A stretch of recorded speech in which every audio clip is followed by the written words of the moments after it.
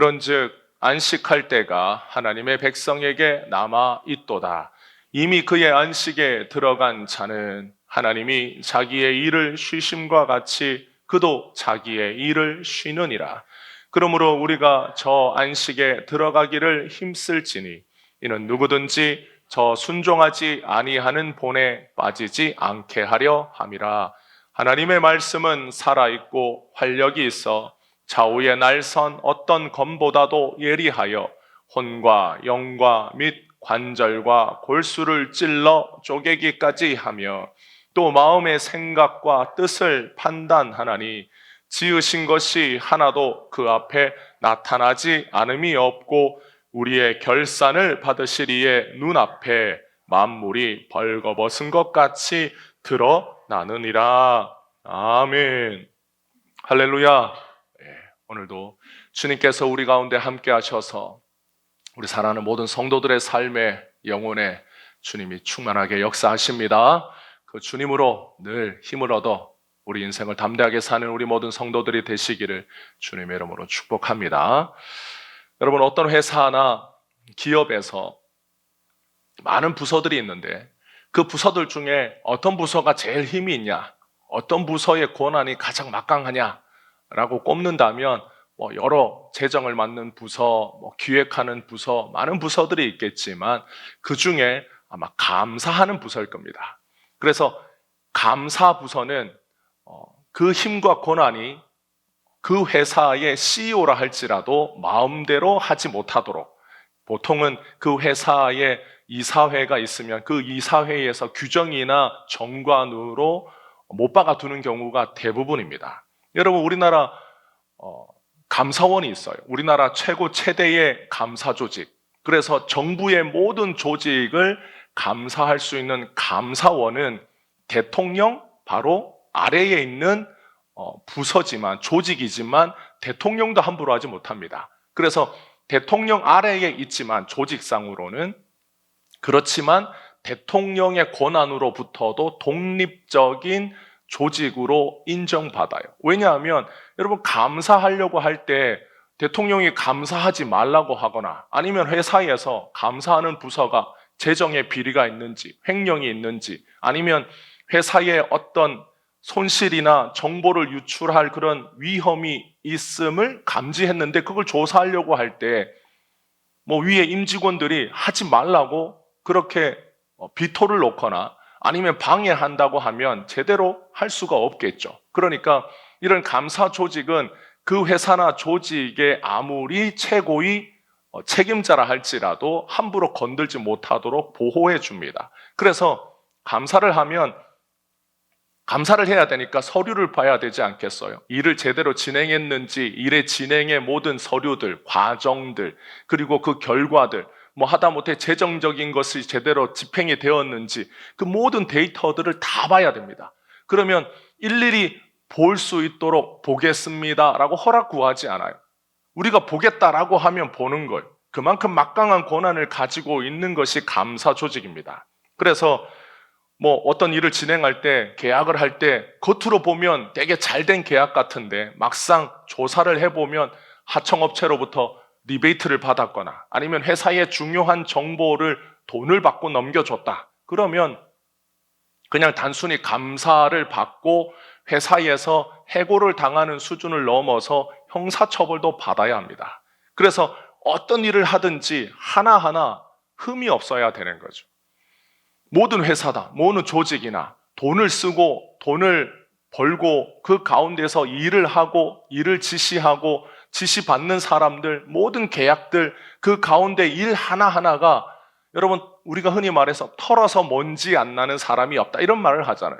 그래서 막상 감사하는 부서가 어떤 그 일에 대하여 샅샅이 보겠다라고 한다면 그 일은 피하기 어렵고 또 그 일의 결과를 통해서 어떤 불이익이라도 감당해야 되는 것이 감사받는 일이다. 그래서 모든 회사나 정부나 제일 하기 싫은 게 뭐예요? 국정감사, 이런 겁니다. 사도 바울이 신앙도 결국 끝에 가면 모든 것이 드러나고 감추어지는 것이 하나도 없이 만물이 벌거벗은 것 같이 다 드러나는 결산의 때가 있다라고 이렇게 말합니다. 그래서 성도는 모두가 다 이 결산의 때가 있는데 이 세상의 일을 마치고 안식하는 그때에 결산한다라고 말합니다. 10절에 이미 그의 안식에 들어간 자는 하나님이 자기의 일을 쉬심과 같이 그도 자기의 일을 쉬느니라. 그래서 자기의 일을 다 마친 성도들은 안식에 들어가는데 그 안식에 들어가기 전에 자기의 일에 대하여 뭘 받아요? 결산받는 겁니다. 그래서 13절에 보면 지으신 것이 하나도 그 앞에 나타나지 않음이 없고 우리의 결산을 받으실 이의 눈앞에 만물이 벌거벗은 것 같이 드러나느니라. 이렇게 말하죠. 예수님께서 안식에 들어가는 우리를 어떻게 보신다고 말하는 걸? 마치 벌거벗겨 놓은 것처럼 모든 것을 다 드러내시고 결산받는다라고 이렇게 말하는 거죠. 그래서 그 결산을 다 받으면 성도들이 자기가 자기 인생에 다 결산을 받으면 예수님으로부터 평가받고 안식에 들어가는 거예요.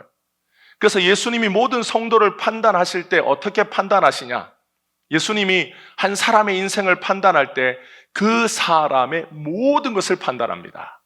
그 모든 것이 뭡니까? 12절이 있습니다. 우리 같이 한번 읽어볼까요? 하나님의 말씀은 살아있고 활력이 있어 좌우에 날선 어떤 검보다도 예리하여 혼과 영과 및 관절과 골수를 찔러 쪼개기까지 하며 또 마음의 생각과 뜻을 판단하나니. 어디까지 판단합니까? 마치 예수님은 날카로운 양날의 검처럼 우리의 혼과 영과 육체의 골수까지 샅샅이 훑어보신다라고 말해요. 여러분, 식당에 가면 감자탕 이런 거 먹잖아요. 그러면 돼지뼈를 이렇게 둬요. 돼지뼈를 먹을 때 어떤 분들이 돼지뼈에 고기 붙어 있는 걸 샅샅이 먹으라고 그래요. 그래서 그 뼈 사이에 있는 골수까지 다 빼먹으라고 그럽니다. 예수님이 어떻게 보신다고 그래요? 예수님이 우리의 육체의 혼과 영을 보실 뿐만이 아니라 골수를, 우리의 몸의 뼈 안에 있는 골수까지 찔러 쪼개어 우리 그 가운데 숨어 있는 우리 몸 속에, 우리 육체 속에, 우리의 영혼 속에 가장 깊은 곳에 있는 것을 우리는 골수라고 말해. 근데 그 골수에까지 우리 가장 깊은 곳에 있는 마음의 생각과 뜻을 판단하신다라고 말합니다. 그러니까 사람이 겉으로는 알 수 없는 그 마음의 생각, 마음의 동기, 그것까지도 주님은 어떻게 하신다는 겁니까? 다 보시고 판단한다라는 거예요. 그러니까 사람들은 우리의 겉모습을 보고 믿음이 좋다라고 이렇게 말할 수 있어요. 그런데 어떤 사람은 또 예수님을 위해서 뭐라도 할 것처럼, 예수님을 위해서 자기 목숨이라도 바칠 수 있는 사람인 것처럼 보이기도 하지만 예수님께서는 어떤 사람을 보실 때 그 사람의 가장 마음에 깊은 동기까지도 다 살펴보신다라는 겁니다. 그래서 겉으로 보기와 다르게 진짜로 예수님을 위해서 한 일인지 아니면 자기의 이익과 욕심을 위한 것인지 그저 예수님을 위하는 척 한 것인지 다 보시고 판단하시는 분이 누구시라는 거예요? 예수님이라는 겁니다. 그래서 이 땅에 사는 동안 우리가 한 모든 일에 대하여 평가받아요. 그리고 판단받아요. 네가 언제, 어느 때 어떤 일을 했던 것에 대하여 그 마음 속에 있는 동기, 숨은 뜻, 그런 것까지도 주님이 다 드러내셔서 판단하신다는 겁니다. 그리고 그 일이 끝나면 어떻게 됩니까? 우리의 일을 마치고 안식에 들어간다, 이렇게 말하는 거죠. 이처럼 불꽃 같은 눈으로 우리의 모든 생각과 동기까지 다 훑어보시는 예수님이라면 여러분 과연 우리 중에 몇 명이 안식에 들어갈 수 있을까요? 초대교회 성도들이, 바울이 초대교회 성도들에게 이 말을 했어요. 여러분, 우리는 안식에 들어가기 전에 다 우리의 삶에 대하여 주님으로부터 판단받습니다. 우리가 감추어진 동기까지도 주님이 다 보시고 판단하십니다. 그리고 우리의 혼과 영과 골수를 주님이 찔러 쪼개어 산산이 다 분해하여 그 마음에 감추어진 것도 주님이 다 드러내셔서 우리를 판단하십니다. 그러면 이 말을 초대교회 성도들에게 했어요. 그러면 초대교회 성도들이 이 말을 듣고 여러분 위로를 받았을까요? 위협을 받았을까요? 위협을 받았겠죠. 아니 이렇게 힘들고 어렵게 예수를 믿는 것도 이를 악물어야 하는데 천국에 들어가는 것, 안식에 들어가는 일, 천국에 들어가기 전에 우리가 이렇게 샅샅이 우리가 마치 다 현미경으로 분해하는 수준까지 우리를 그렇게 샅샅이 들여다보고 흠이 있는지 없는지를 찾아낸다면 천국에 들어가는 것이 과연 가능이나 한 것인가?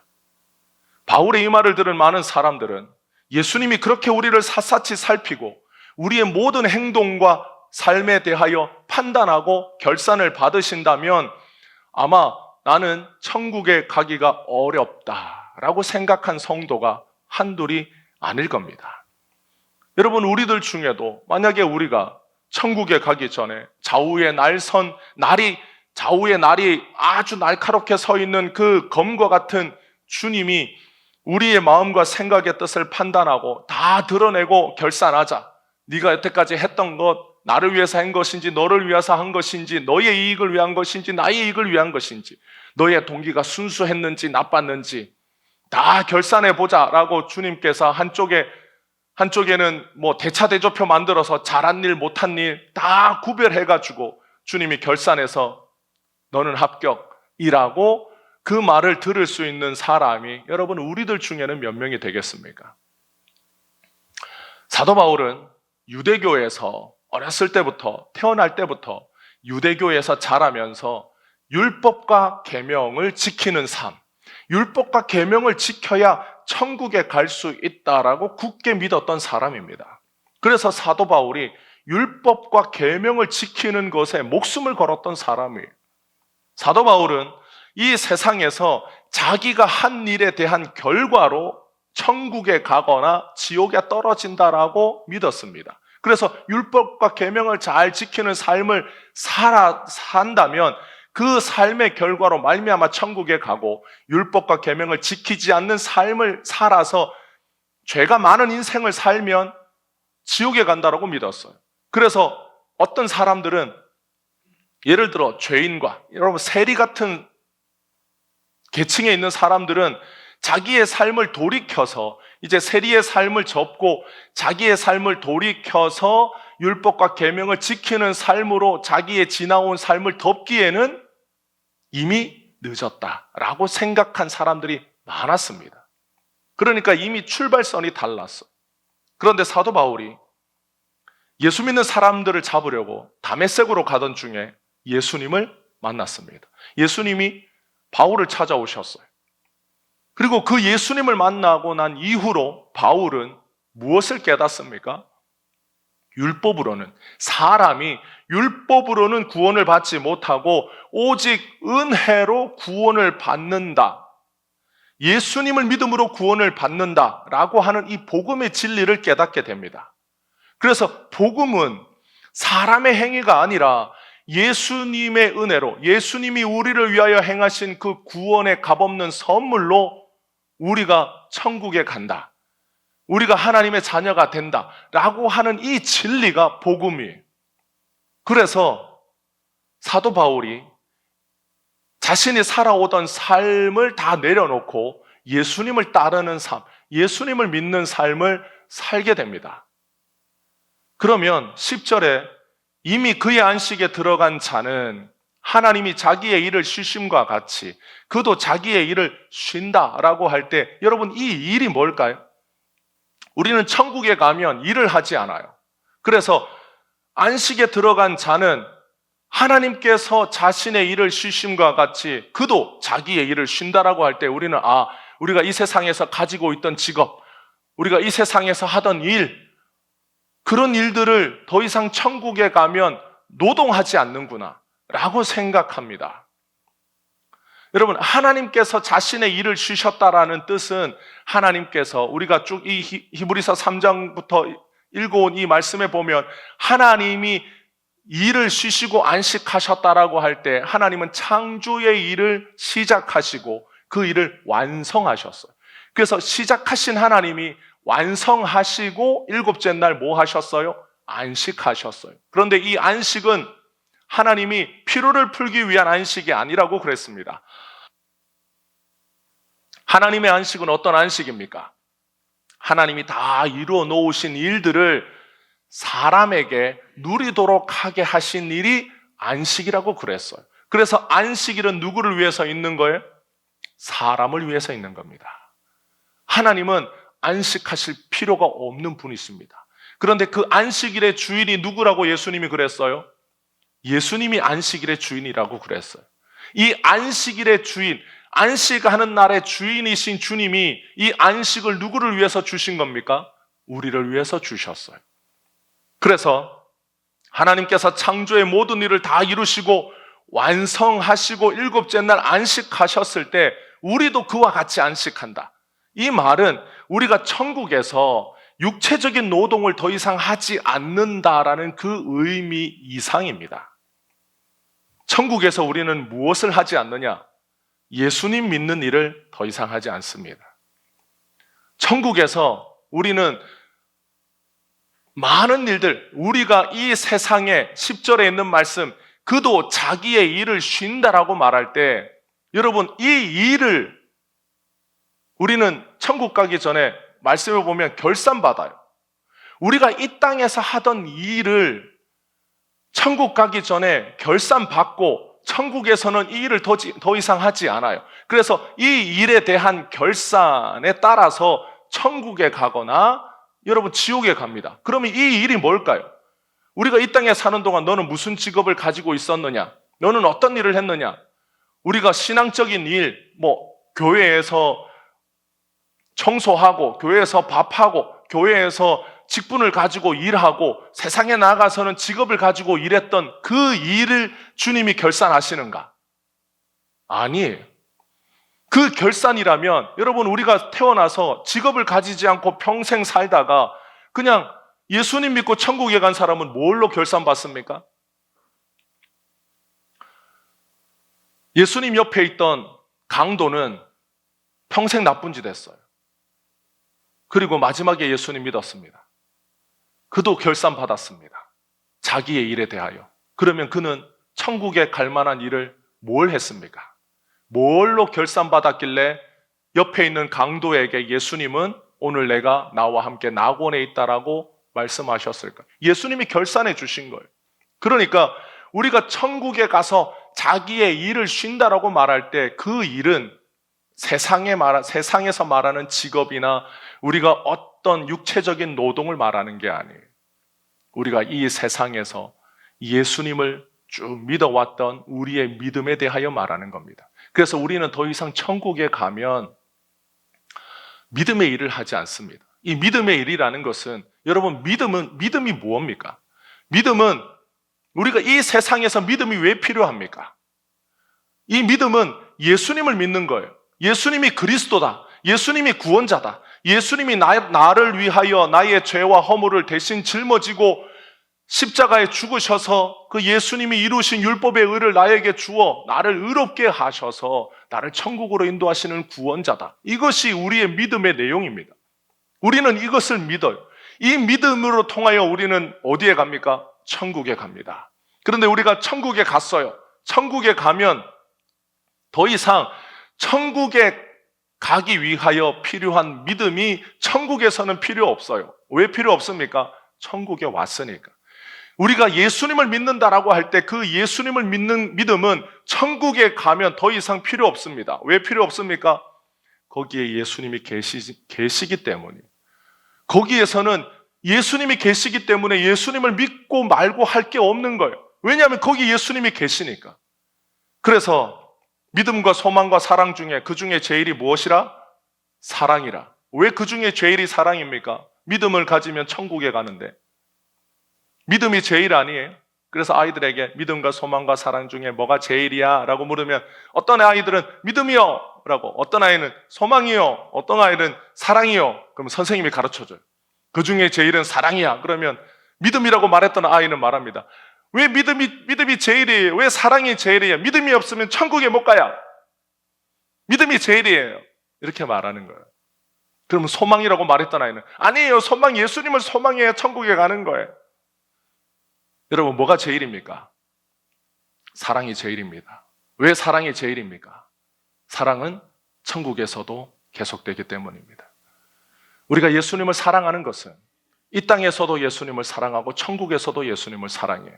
그런데 믿음은 이 땅에서 우리가 믿음이 필요하지만 천국에 가면 더 이상 믿음이 필요하지 않아요. 우리가 이 땅에 사는 동안 예수님을 소망하고 천국을 소망하고 예수님을 소망하면서 살기 때문에 우리는 때로 힘들고 어려워도 그 소망을 붙들고 살아요. 주님이 나를 구원하신다. 주님이 나를 도와주신다. 예수님이 나의 소망이다. 그런데 우리가 천국에 가면 그 소망이 더 이상 필요하지 않아요. 왜 그렇습니까? 그 소망의 본체 되시는 예수님이 거기 계시기 때문. 그런데 사랑은 천국에 가면 나를 죄와 사망에서 구원해 주신 그 예수님을 천국에서도 영원히 사랑하면서 살기 때문에 사랑이 제일인 거예요. 그렇다고 해서 믿음도 필요 없고 소망도 필요 없다 이 말이 아니잖아요. 다 필요한 거예요. 믿음도 필요하고 소망도 필요하고 사랑도 이 땅에 사는 동안 필요하지만 천국에 가면 주님을 사랑하는 것만 남기 때문입니다. 그래서 우리는 천국에 가면 안식을 할 때 이 땅에서 필요했던 그 믿음의 일을 천국에서는 더 이상 하지 않는 거예요. 그래서 우리가 천국에 들어가기 전에 우리의 일을 결산을 받으시는 예수님이 뭘 결산합니까? 우리의 믿음을 결산하는 거예요. 그래서 사도 바울이 11절에 우리가 안식에 들어가기를 힘쓰자라고 이렇게 격려합니다. 그런데 우리가 힘을 쓸 때 우리만 힘을 쓰고 우리만 노력하는 것이 아니라 우리가 안식에 들어가기 위하여 힘써야 합니다. 노력해야 합니다. 사도 바울이 이렇게 말할 때 우리의 힘과 노력으로 안식에 들어가는 것이 아니라 우리가 힘쓰고 노력해야 되지만 우리가 힘쓰고 노력하게 되는 그 이유조차 그 원인조차 어디에 있느냐? 예수님의 은혜에 있다라고 하는 것을 가르쳐 줍니다. 그 말씀이 12절 13절 말씀이에요.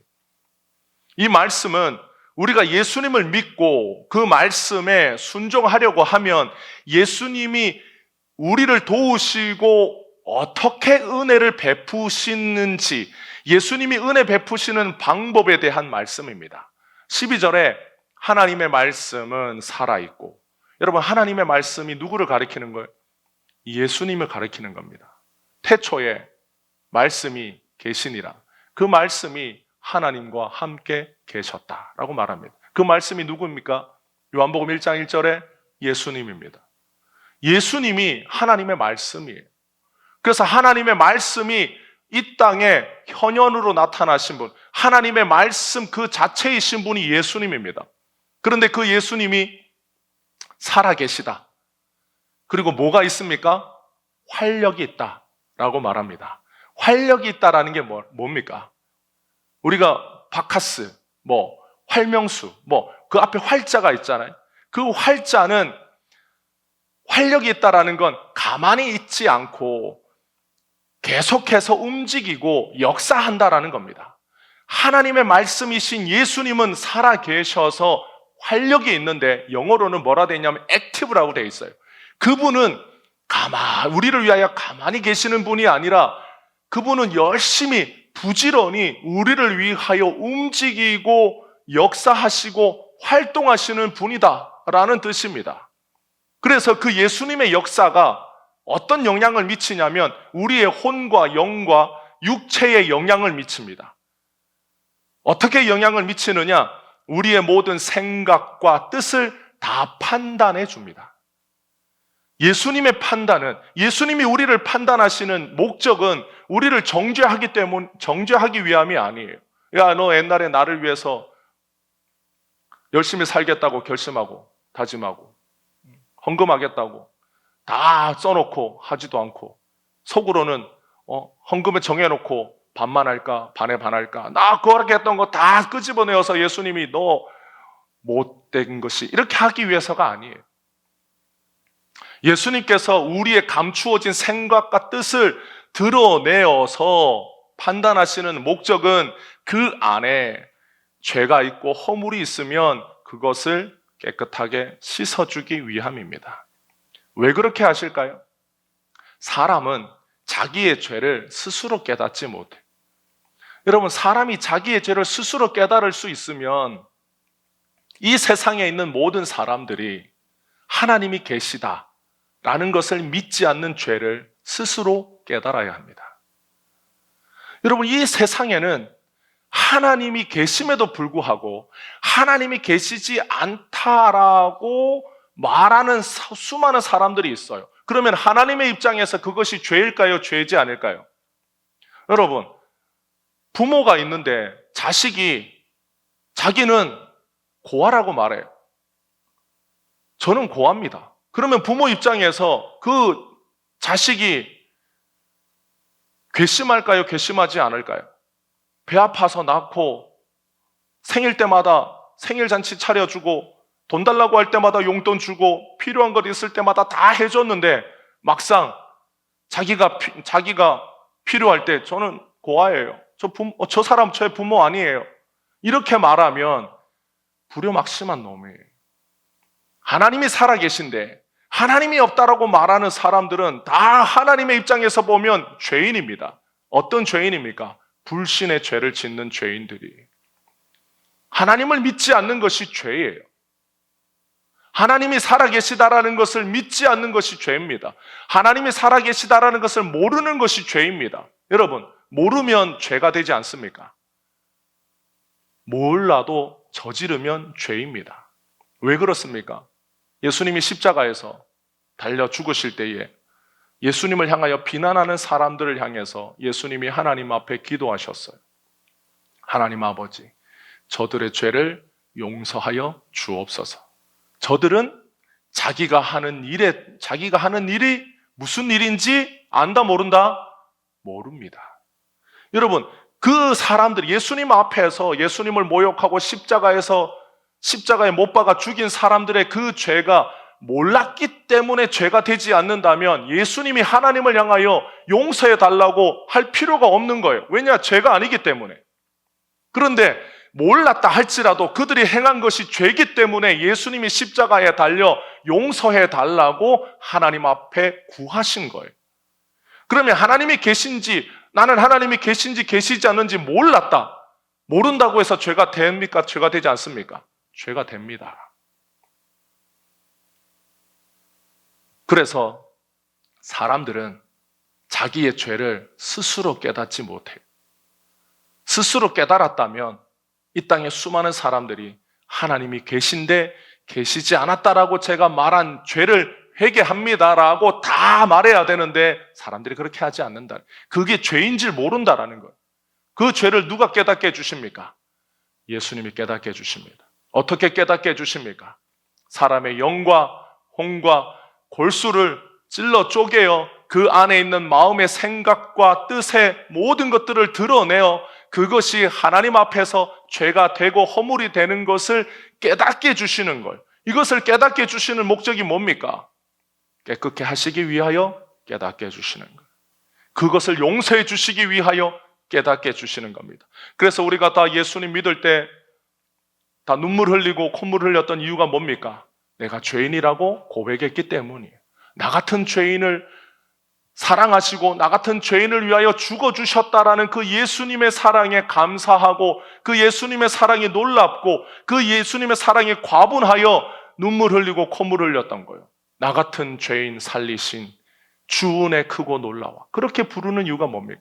천부여 의지 없어서 손들고 옵니다. 그렇게 주님 앞에 찬송 부를 때 눈물이 나는 이유가 뭡니까? 주님이 우리의 죄를 깨닫게 해주셔서 그 죄를 용서해 주셨기 때문이에요. 그래서 하나님의 말씀인 예수님께서 이 땅에 오셔서 사람들이 다 죄인인 것을 깨닫게 해주셨어요. 예수님이 사람들을 다 죄인 만드셨습니다. 이 세상에 오셔서. 그래서 죄인 만드셔서 예수님이 뭐라고 말씀하셨습니까? 내가 죄인을 위하여 왔노라. 건강한 자에게는 의사가 필요 없고 병든 자에게 의사가 필요한 것처럼 자기가 의인이라고 믿는 사람은 예수님이 필요 없고 자기가 죄인이라고 고백하는 자를 위하여 내가 왔노라. 그들의 죄를 내가 짊어지고 대신 죽기 위하여 왔다라고 예수님 말씀하신 거예요. 그래서 예수님이 죄인인 것을 깨닫도록 모든 사람들을 죄인 만드셨습니다. 하나님의 말씀인 예수님이 이 땅에 와서 우리의 영혼을 찾아와 죄인인 것을 깨닫게 해주신 목적은 그 죄인을 위하여 예수님이 오셨기 때문에, 죄인을 구원하기 위하여 예수님이 오셨기 때문에 죄인인 것을 깨닫게 해주셨어요. 너를 위하여 왔다. 그런데 내가 죄인인지 의인인지 몰라요. 예수님이 나를 위해서 오셨는지 모른다라는 뜻은 내가 죄인인지 의인인지를 모른다라는 뜻입니다. 의인이라고 믿기 때문에 예수님이 필요하지 않고 죄인이라고 고백하기 때문에 예수님이 필요하다고 말하는 거예요. 그런데 겉으로 보면, 형식적으로 보면 바리새인들은 의인이었어요, 죄인이었어요? 의인이었습니다. 그래서 예수님이 필요하지 않는 거예요. 그래서 예수님이 죄인을 위하여 왔다고 할 때 자신들을 위하여 온 구원자라면 뭐라고 외쳐야 합니까? 내가 의인을 위하여 왔노라. 바리새인처럼 의롭고 거룩하게 산 자를 구원하기 위하여 왔노라. 예수님이 이렇게 외쳤다면 누가 박수 쳤겠습니까? 바리새인들과 사두개인들이 다 일어나 박수치고 예수님 떠받들었을 거예요. 하나님의 아들 구원자라고 말했을 겁니다. 그런데 예수님이 이 땅에 와서 누구를 위하여 왔다고 외치셨어요? 내가 죄인을 위하여 왔노라. 그랬더니 누가 박수 쳤습니까? 바리새인 입장에서는 소망 없는, 하나님의 관점에서는 이미 저주받아 지옥이 확정됐다라고 말하는 세리와 죄인과 창녀들은 박수 쳤어요. 그런데 자기가 의인이라고 믿었던 바리새인들과 종교 지도자들은 어떻게 했습니까? 예수님을 향하여 돌을 들었어요. 하나님의 아들이라면, 구원자라면 누구를 위하여 와야 됩니까? 자기들, 바리새인들을 위하여 와야 되는데 누구를 위하여 왔다고 외쳤기 때문에, 죄인들을 위하여 오셨다고 외쳤기 때문에 바리새인들과 종교 지도자들이 돌 들고 예수님 죽이려고 했던 겁니다. 예수님이 땅에 와서 하나님의 말씀인 예수님이 살아계셔서 활력이 있어 우리의 혼과 영과 관절과 골수를 찔러 쪼개어 우리가 우리 힘으로는 구원받을 수 없는 죄인이라는 것을 주님이 판단하고 다 드러내셔서 누구 앞으로 달려오도록? 예수님 앞으로 달려오도록 다 드러내어 주셨어요. 그래서 우리가 주님 앞에 섰을 때 어떤 모습으로 설 수 있도록 만들어 주시기 위함입니까? 흠 없는 자로 설 수 있도록 만드시려고 주님이 우리의 혼과 영과 관절과 골수까지 찔러 쪼개어 다 판단하시고 깨끗게 해주십니다. 예수님을 믿는 자, 예수님을 믿는 성도들은 주님 앞에 설 때에 어떤 모습으로 서느냐? 그래서 우리 안에 있는 것들을 다 판단해어 드러내셔서 얼마나 죄가 많고 얼마나 허물이 많고 얼마나 더러운지를 드러내어 판단받아서 죄인으로 정죄하기 위하여 주님이 이렇게 일하시는 게 아니에요. 골로새서 1장 22절에 보면 이제는 그의 육체의 죽음으로 말미암아 화목하게 하사 너희를 거룩하고 흠없고 책망할 것이 없는 자로 그 앞에 세우고자 하셨으니, 예수님이 자신의 육체의 죽음으로 말미암아 우리를 어떻게 세웁니까? 거룩하고 흠이 없고 책망할 것이 없는 자로 하나님 앞에 세우시는 거예요. 그래서 예수님의 역사는 하나님의 말씀인, 살아계신 하나님의 말씀, 활력이 있으신 예수님이 하시는 일은 우리를 다 머리부터 발끝까지 다 우리를 판단하여 우리 안에 감추어진 것들, 죄와 허물들을 다 주님이 깨끗하게 하여 하나님 앞에 어떻게 서게 하신다? 거룩하고 흠없고 책망할 것이 없는 자로 우리를 세워주십니다. 어떻게? 자신이 죽으심으로. 그래서 13절에 우리의 결산을 받으시는 분 앞에 우리가 서 있을 때 우리의 모습은 어떤 모습입니까? 골로새서 1장 22절에 있는 것처럼 흠없이 거룩하고 책망할 것이 없는 모습으로 우리를 그 앞에 세워주시는 것. 그런데 이 모습은 우리가 스스로 이룬 것이 아니라 누구의 은혜입니까? 예수님의 은혜입니다. 그래서 예수님은 자신을 믿는 성도들에게 이 은혜를 베풀어 주시는 거예요. 예수님이 우리의 영과 혼과 육체를 다 아시고 우리를 흠없고 점없게 해주셔서 하나님 앞에서 아무 책망받을 것이 없는 자로 우리를 만들어 주십니다. 여러분, 우리가 이 세상에서 한 우리의 일로 결산하면 우리는 지옥 가는 인생이에요. 그런데 예수님이 우리가 하지 않은 일에 대하여 우리가 한 일이라고 결산해 줍니다. 다 예수님이 하신 일이에요.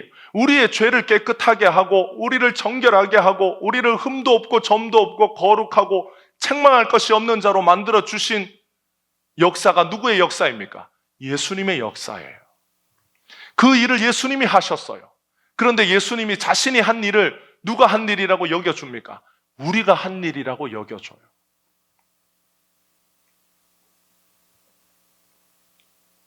모든 것이 샅샅이 다 드러나는 만물의 마지막 때에 우리는 흠이 없는 자로 예수님 앞에 서게 됩니다. 그래서 이 우리의 모습을 요한계시록 14장에 이렇게 표현했어요. 요한계시록 14장 1절에 보면 또 내가 보니 보라 어린 양이 시온 산에 섰고 그와 함께 14만 4천이 서 있는데 그들의 이마에는 어린 양의 이름과 그 아버지의 이름을 쓴 것이 있더라. 14장 5절에 보면 그 입에 이 14만 4천 명의 입에 거짓말이 없고 흠이 없는 자들이더라. 어린 양이신 예수님과 함께 이 요한계시록 14장에 보면 14만 4천 명의 성도들이 서 있습니다. 이 14만 4천 명의 성도들은 모든 성도들을 상징하는 상징수예요. 그런데 신천지나 이런 이단들을 보면 14만 4천 명을 뭐라고 봅니까? 그냥 물리적인 숫자라고 봐요. 그래서 몇 명 안에 들어야 된다? 14만 4천 명 안에 들어야 된다라고 가르치는 거예요. 그러면 예수님 이후로 2000년이 지났어요. 예수님 이후로 2000명이 지났으면 예수 믿은 사람이 몇 명일까요? 그러면 14만 4천 명이 찼을까요? 차지 않았을까요? 몇 명이 찼는지를 몰라요. 그런데 일단 14만 4천 명이 거의 이제 아구까지 찼어요. 몇 명 안 남았어요. 들어갈 자리가 모자라. 그러면 거기 들어가기 위해서 어떻게 해야 되겠어요? 거기 들어가기 위해서 자기의 전 재산을 팔고 이만희에게 충성하는 자가 14만 4천 명 남은 자리에 들어갈 확률이 많겠습니까? 아니면 탱자탱자 노는 사람이 14만 4천 명 남은 자리에 들어갈 확률이 많겠습니까? 다 팔고 들어가는 자가 확률이 조금이라도 더 높아요. 확률이 높다라는 것이 확정됐다라는 게 아닙니다. 그래서 14만 4천 명 안에 들어가기 위해서 미친 듯이 일하고 노력하는 거예요. 이게 좀 약간 신앙의 아이러니입니다. 우리는 이미 천국에 들어갔다라고 믿기 때문에 아무 일을 안 해요. 그런데 나는 아직 천국에 들어갈 확률이 모자라. 14만 4천 명, 100명의 자리가 남았는지 10명의 자리가 남았는지 모르지만 그 한 자리를 얻으려고 노력하는 이단들은 죽기 살기로 노력합니다. 어쨌든 14만 4천 명은 숫자가 아니에요. 그거는 상징하는 거예요. 모든 성도들이 14만 4천 명입니다. 그 14만 4천 명이 우리를 가리켜요. 그런데 그 14만 4천 명의 입에 뭐가 없다고? 거짓말이 없다고 말합니다. 흠이 없다고 말해요. 여러분, 우리는 거짓말을 한 적이 있습니까? 없습니까? 있습니다. 아유, 권사님 이쁘세요. 거짓말입니까? 거짓말 아닙니까? 진짜일 수도 있고 아닐 수도 있지만 누가 판단해 줍니까?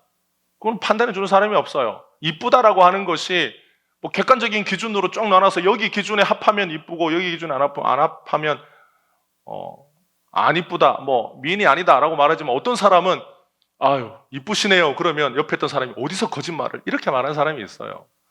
여러분, 우리가 살면서 거짓말을 한 적이 없느냐? 있습니다.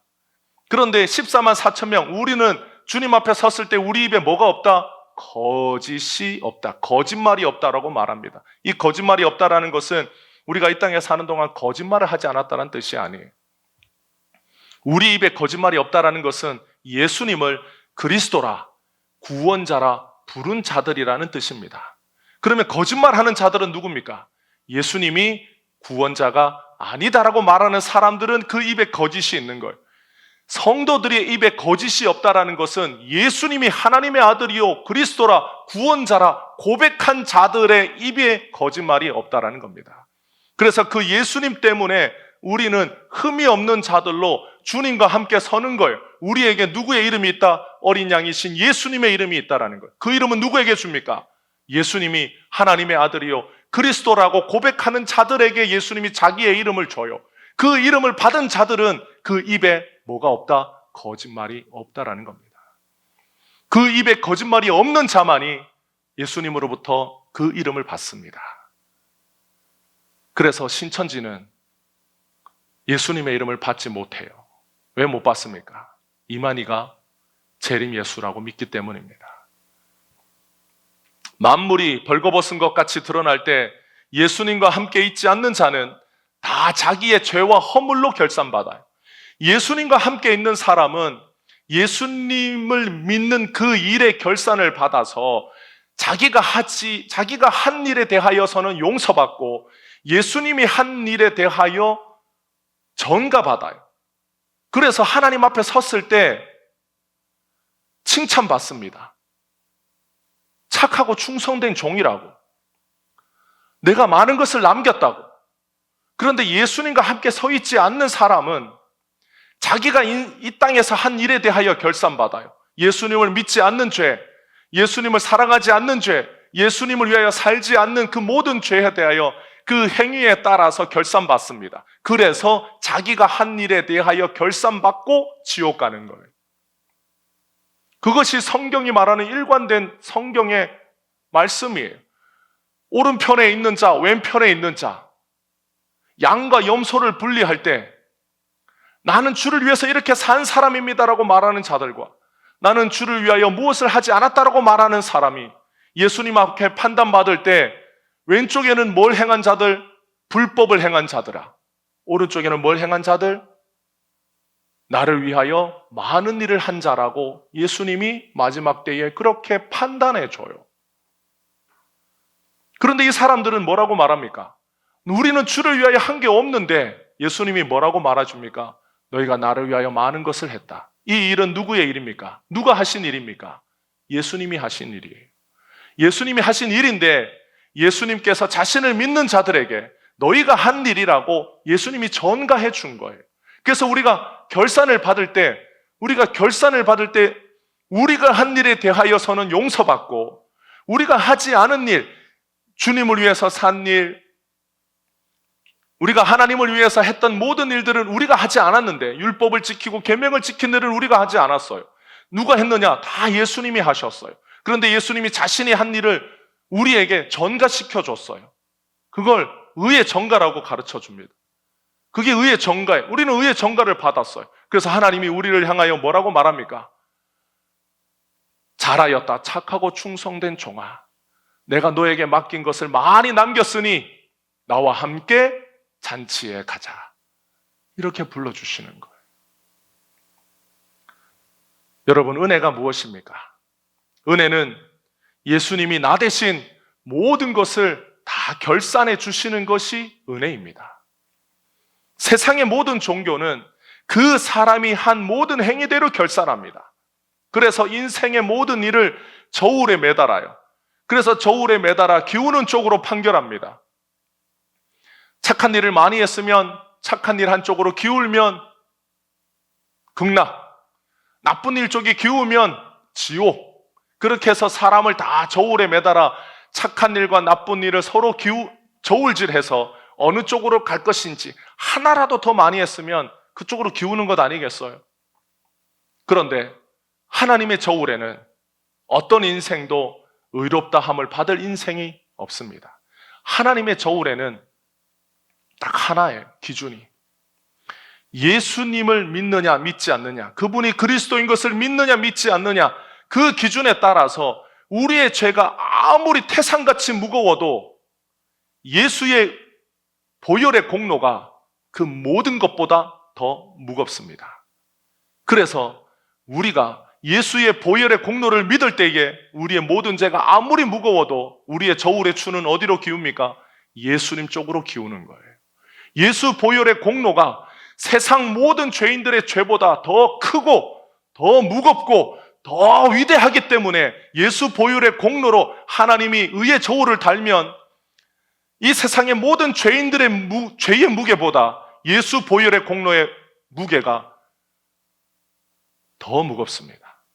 어떤 죄를 달아도 예수 보혈의 공로의 저울의 추로 기웁니다.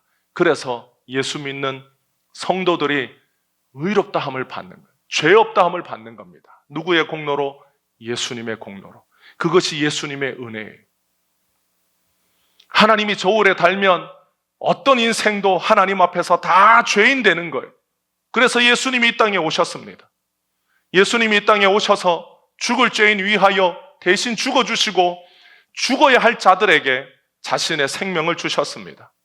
예수 믿는 성도는 자기가 한 일은 오직 예수님을 그리스도라 고백하고 믿은 것이 전부입니다. 그런데 그 일이 내가 예수님을 구원자라고 믿습니다. 나의 구주라고 믿습니다. 나의 죄를 용서해 주시는 유일한 그리스도라고 내가 믿습니다. 라고 한 이 일이 예수님에게는 죄인을 구원하는 유일한 이유입니다. 자신을 믿는 자에게 죄사함을 베푸시고 의로움을 부어주시려고 예수님은 모든 대가를 스스로 다 지불하셨어요. 그리고 그 모든 것을 값없는 은혜로 베풀어 주십니다. 값이 없다라는 것은 가치를 매기지 못하기 때문에 값이 없다라는 거예요. 값어치가 없다라는 뜻이 아닙니다. 거저 주었다라는 것은 값을 매겨서 살 수 없는 것이기 때문에 거저 받는 거예요. 우리가 그것을 지불하고 받으려면 우리의 생명을 지불해도 받지 못해요. 우리가 무엇을 지불해도 살 수 없는 것이 예수의 공로입니다. 그래서 예수님이 자신을 믿는 자에게 자신의 죄사함과 의로움을 거저 주시는 거예요. 값을 매길 수 없기 때문에 거저 주셔서 우리는 이걸 값없는 은혜라, 큰 선물이라, 한없는 은혜라 부르는 겁니다. 예수님을 믿는 일이 이 땅에서 가장 가치 있고 복된 일이기 때문에 사도 바울이 오늘 초대교회 성도들에게 우리가 안식에 들어가기 위하여 힘쓰자라고 말합니다. 사람들은 이 땅에서 안식하려고, 이 땅에서 편안하려고, 이 땅에서 복 있는 삶을 살려고 힘쓰고 애쓰는데 그것과 비교할 수 없는 주님이 우리를 위하여 예비하신 이 안식에 들어가려면 얼마나 힘을 써야 되겠습니까? 그 힘쓰고 애쓰는데 사도 바울은 성도들에게 말해주고 싶은 거예요.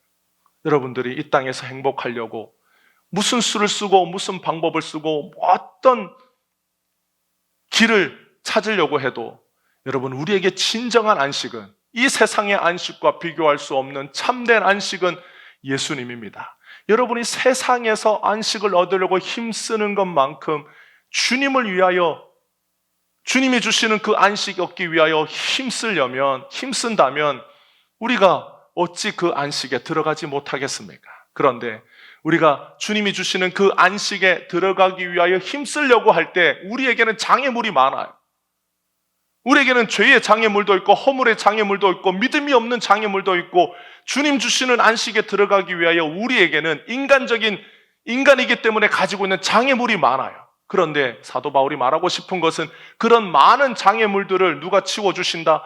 예수님이 치워주신다라는 거예요. 그분은 살아계셔서 활력이 있고, 그분이 우리의 혼과 영과 관절과 골수도 다 보시는 분이기 때문에 그분이 우리 안에서 역사하셔서 주님 주시는 안식을 얻기 위하여 우리가 힘쓰려고 할 때 우리를 막는 많은 장애물들, 주님이 다 그것을 치워주신다. 그래서 바울이 안식에 들어가기 위하여 힘쓰라고 말할 때 예배를 많이 드립시다, 봉사를 많이 합시다, 기도를 많이 합시다, 이 말을 하는 게 아니에요. 누구를 붙들려고 힘을 써라? 예수를 붙들려고 힘을 써라는 거예요. 왜냐하면 그분이 살아계신 하나님의 말씀으로 그분이 활력이 있기 때문에 그분을 붙잡으려고 하는 성도들에게 주님이 찾아와서 역사하신다라는 걸 가르쳐주고 싶었습니다. 왜 그걸 가르쳐주고 싶었습니까? 사도 바울이 바로 그 예수님을 만났기 때문이에요. 그 예수님이 자신에게 찾아와서 하신 그 일들이 오늘 이 히브리서 성도들에게 말해주는 예수님의 역사이기 때문입니다. 사랑하는 성도 여러분, 우리는 어느 때에는 우리 인생을 결산해야 될 때가 옵니다. 그날이 가깝든 그날이 멀든 우리 모두는 각자의 삶을 마치고 주님 앞에서 우리 인생을 다 결산합니다. 그때 우리 모두는 주님 앞에서 착하고 충성된 종이라 그 칭찬을 받습니다. 우리들 중에 단 한 명도 빠지지 않고 이 칭찬을 받아요. 우리는 생각하면 착하고 충성된 종은 저기 멀리 아프리카에 선교사로 평생을 산 사람이 주님 앞에 착하고 충성된 종이 아닙니까? 나는 그냥 주일만 이렇게 나오기만 하고 평생 예수님을 위해서 살지도 못하고 주님을 위해서 뭐 한 일이 없는 것 같은데 나도 천국에 가면 착하고 충성된 종이라 칭찬받는 사람이 될 수 있을까요? 그렇습니다. 주님의 나라에 가는 모든 성도들이 주님 앞에서 이 칭찬을 들어요. 착하고 충성된 종아. 어떤 일을 했길래 착하고 충성된 종이라는 칭찬을 받습니까? 딱 하나로 칭찬받습니다. 예수 믿는 일에 힘쓰고 애썼기 때문에 그 한 가지 일로 천국에 가면 칭찬받습니다. 그 예수님 믿는 일에 힘쓰고 애썼기 때문에 그 예수님이 자신을 믿는 성도에게 은혜를 베풀어서 힘주고 격려해 줬어요. 그래서 낙심할 만할 때 낙심하지 않고 좌절할 만할 때 다시 일어서고 남들보다 주님을 더 사랑하는 마음이 마음속에 불같이 일어나서 남들이 하지 않는 일을 하고 주님을 더 사랑하는 마음이 크게 일어나서 주님을 위해서 살고 싶은 그 마음에 이 땅에서 선교사로도 살고 목사로도 살고 장로로도 살고 권사로도 살고 직분자로 집사로도 살고 주님을 위하여 남들은 알아주지 않아도 내 마음속에 나에게 이런 은혜 베푸시고 사랑 베푸신 그 예수님 때문에 남들이 알아주지 않아도 남들이 인정해 주지 않아도 주님 때문에 일하고 애쓰고 충성하고 헌신하고 봉사했어요. 그래서 우리가 예수님이 나를 사랑해 주신 그 은혜와 사랑 때문에 한 일이지 예수님이 나를 사랑해 주지 않고 은혜 베풀어 주지 않으면 우리가 그걸 했겠어요? 했을 수도 있습니다. 뭐 때문에? 나 때문에. 그런 사람은 주님 앞에 결산할 때 뭘로 결산받아요? 자기가 한 일로 결산받아요. 자기가 한 일로 결산받으면 어떻게 됩니까? 그냥 지옥 가는 거예요. 그런데 내가 주님을 위해서 했던 모든 일들이 누구 때문에 한 일입니까? 예수님이 은혜 베푸셔서 한 일이에요. 예수님이 나에게 사랑 베풀어 주고 예수님이 내 마음속에 주님을 위해서 살고자 하는 마음 부어주고 내가 다른 성도를 위하여 교회를 위하여 헌신하고 싶은 마음 부어주고 먼 나라나 가까운 나라나 주님 모르는 사람들에게 복음 전하고 싶은 마음 주님 부어주셔서 가서 그렇게 산 거예요. 그래서 우리가 주님 나라 가면 그 모든 것이 주님의 은혜로 이루어진 일이기 때문에 주님이 아니면 애초에 일어날 일이 아니었어. 그래서 주님 그 일은 내가 한 게 아닙니다. 주님의 은혜입니다.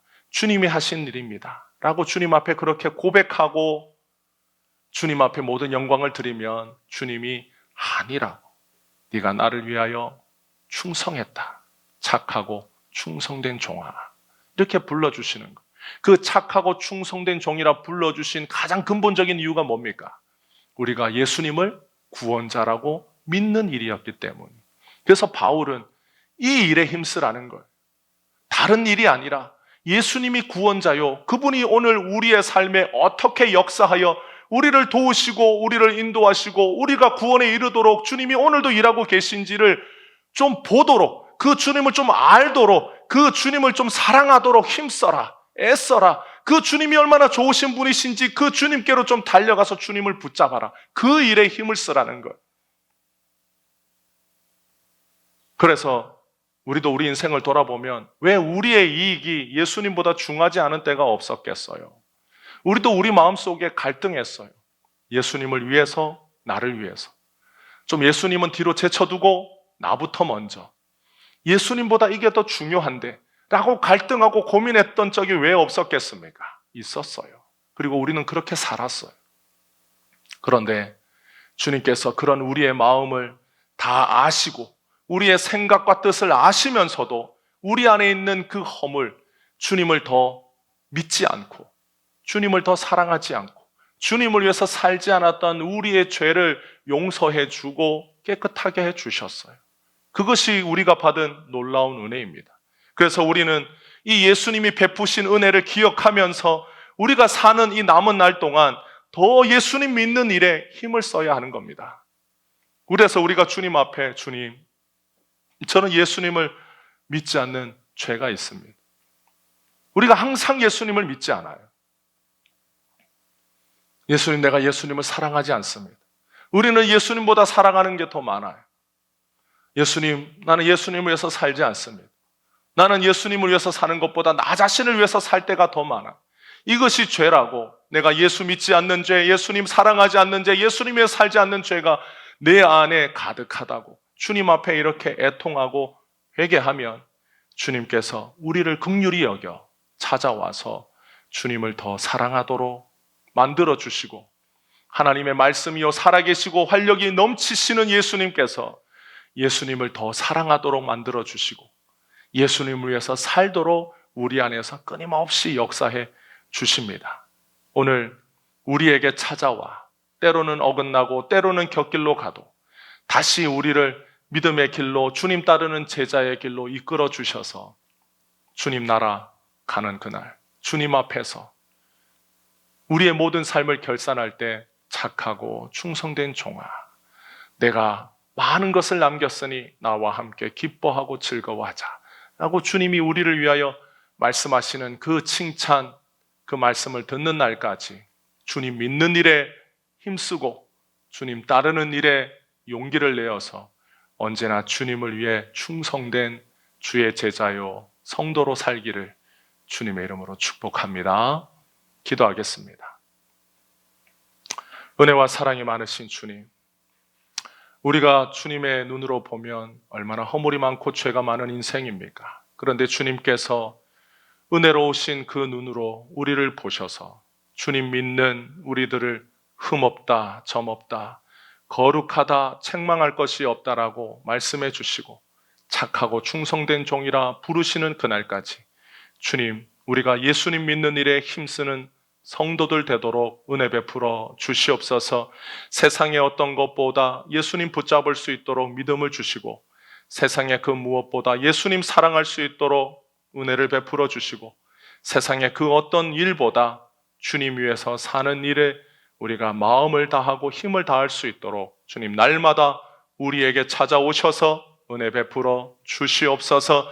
오늘도 우리의 소망이요 우리의 힘이요 우리의 전부가 되신 예수님의 이름으로 기도하옵나이다. 아멘.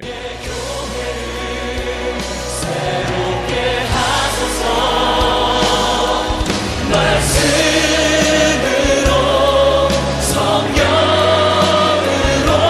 주의 교회를 부르시기